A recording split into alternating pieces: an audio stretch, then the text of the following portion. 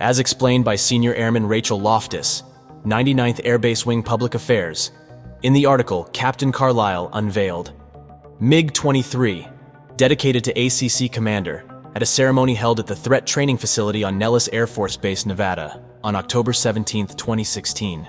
U.S. Air Force personnel unveiled a Russian MiG-23 fighter jet with the nickname Captain Carlisle, which was dedicated in memory of General Hawk Carlisle, Commander of Air Combat Command.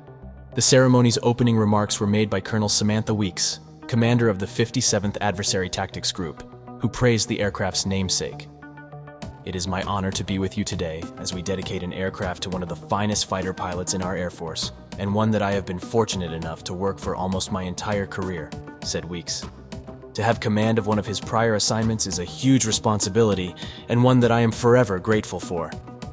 Weeks explained that General Carlisle has flown more than 3,600 flight hours in 7 different fighter aircraft, and currently leads over 94,000 airmen as the ACC commander. And while we are here today to dedicate a MiG-23 in his name, I know he would rather make this event about the men and women, pilots and maintainers who devoted themselves to the 4,477th Constant Peg. The Constant Peg program was started by the wife of Major Gaylord Peck, while she was working for Major General Hoyt S. Sandy Vandenberg at the Pentagon. Vandenberg's call sign was Constant, and the program was named after him. The goal of Constant Peg was to instruct the combat fighter aircrews of the U.S. Air Force, U.S. Navy, and U.S. Marine Corps on the most effective strategies for engaging MiGs in aerial combat. From 1986 to 1988, Carlisle served as the flight commander and chief of weapons and tactics for the 4,477th Test and Evaluation Squadron at Nellis AFB. The official dedication phase of the ceremony began after Weeks' speech, and the Captain Carlisle MiG-23 was then unveiled. Carlisle then stepped onto the podium for a few quick remarks celebrating Constant Peg's legacy. We're approaching 44 years where we have not lost an airplane, thanks to the tough lessons we learned, said Carlisle.